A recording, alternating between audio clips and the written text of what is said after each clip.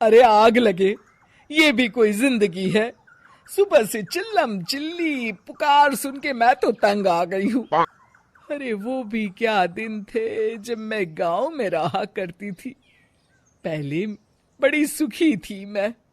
पहले मेरी जिंदगी क्या थी और अब क्या हो गई है। शहर में तो लोग भेड़ बकरी की तरह जीते हैं। जीने का असली मजा तो गांव में है। क्यों? क्या हुआ माँ जी? आज गांव की बहुत याद आ रही है आपको? अरे हाँ बहू, शहर का जीना भी कोई जीना है। लोगों की आधी जिंदगी तो सड़कों के ट्रैफिक में निकल जाती है, और यहाँ रखा ही क्या है। एक बात कहूं, दिल्ली शहर अब पहले जैसा नहीं रहा। क्या माँ, जब देखो गांव के गुणगान गाती रहती हो। ठीक है, इस बार ना बच्चों के कॉलेज की छुट्टियों में हम सब गांव चलेंगे, ठीक है? हाँ हाँ, ये ठीक है। फिर कुछ दिनों के बाद सारा परिवार अपने गांव चला जाता है। अरे वाह,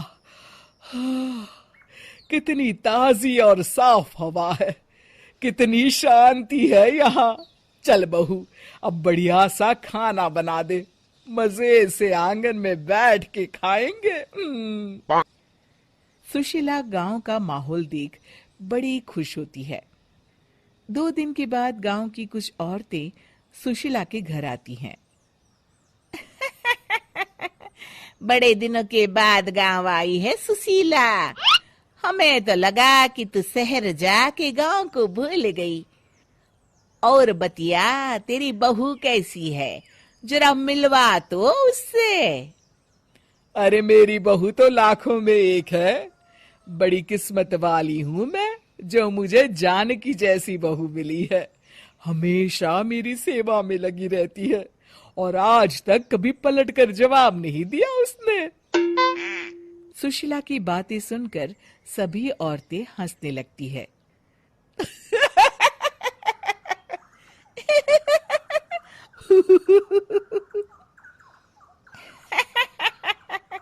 अरे कुछ भी बोले जा रही है। तबीयत तो ठीक है? तेरी बहू चांद से आई है क्या? क्यों बहनों, दुनिया की कोई भी बहू अच्छी होती है क्या? सब औरतें ममता की हाँ में हाँ मिलाती हैं। अरे मैं तो कहती हूँ दुनिया की हर बहू सास का खून चूसने वाली डायन होती है, डायन। मैं तो एक बिल में 1000 सांप के साथ रह सकती हूँ, लेकिन अपनी बहू के साथ नहीं रह सकती। हाँ, तूने सही कहा। मेरी बहू तो तेरी बहू से भी 2 कदम आगे है। सब औरतों की बातें सुनकर ममता मन ही मन बड़बड़ाती है।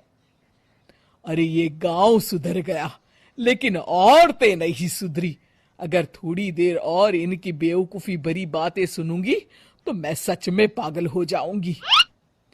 फिर सुशीला उन औरतों को घर से दफा कर देती है और राहत की सांस लेती है। अरे बहू, जरा बाम लाके मेरे सर पर तो लगा दे। उन औरतों की फालतू बातें सुनकर मेरा सर चकरा गया है। इस गांव की औरतों का तो भगवान ही मालिक है। फिर अगले दिन सुशीला की सास उससे कहती है, अरे बहू, तू यहाँ क्या आराम फरमाने आई है? आखिर ये तेरा ससुराल है। चल चल, घर के कामों में हाथ बटा। शहर में कुछ काम धाम तो करती नहीं है। जरा अपने आप को तो देख, कितनी मोटी हो गई है। सारा दिन घर का काम करने के बाद शाम को सुशीला, हाय मेरी कमर, हाय मेरे पैरों ने तो जवाब दे दिया। आज तो मुझसे मक्खी भी न मारी जाएगी। अरे बहू, जरा आकर मेरे हाथ पैर तो दबा दे। जी माँ जी, अभी आती हूँ। तभी सुशीला की सास जानकी को रोकते हुए कहती है, अरे रुक जा बहू, एक दिन काम करके इसको इसकी नानी याद आ गई। हम लोग तो रोज इतना काम करते हैं, कोई जरूरत नहीं इसके हाथ पैर दबाने की। सुबह तक सब ठीक हो जाएगा। सुशीला अपनी सास की बातें सुनकर हैरान रह जाती है। इस तरह धीरे धीरे गांव आने के बाद सुशीला की परेशानी शुरू हो जाती है। फिर एक दिन, अरे आज तो मैं कपिल शर्मा देखूंगी क्योंकि आज संडे है। सुशीला जैसे ही टीवी ऑन करती है तभी बिजली कट जाती है। अरे सत्यानाश, इस बिजली को भी अभी जाना था। इतने दिनों से मैं टीवी सीरियल देख नहीं पाई। हमारा देश इतनी तरक्की कर रहा है, अरे पता नहीं ये गांव कब सुधरेगा। अरे अब तो 2 दिनों के लिए बिजली को भूल जा, ये तो यहाँ रोज की बात है।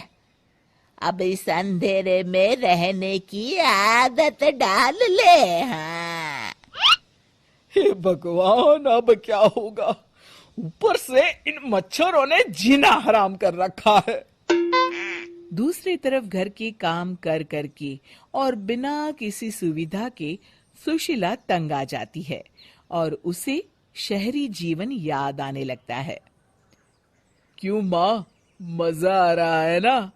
अरे, आपने ऐसी सूरत क्यों बना रखी है? मुस्कुराइए, अब हम गांव में हैं। मोहन के साथ जानकी भी अपनी सास की खिंचाई करती है। हाँ हाँ माँ जी, आप ही तो यहाँ की बड़ी तारीफ कर रही थी। फिर अभी तो कुछ ही दिन बीते हैं, वैसे भी अब तो आप यहीं रहने वाली है ना? अरे नहीं नहीं बहू, मैं एक दिन और यहाँ रुकी तो मर जाऊंगी। मुझे शहर ले चलो। क्या दिन थे, कितनी सुखी थी मैं वहां। ठीक है माँ, हम कल ही वापस शहर चले जाएंगे। इस तरह सुशीला शहर आ जाती है और फिर कभी दोबारा गांव जाने की जिद नहीं करती।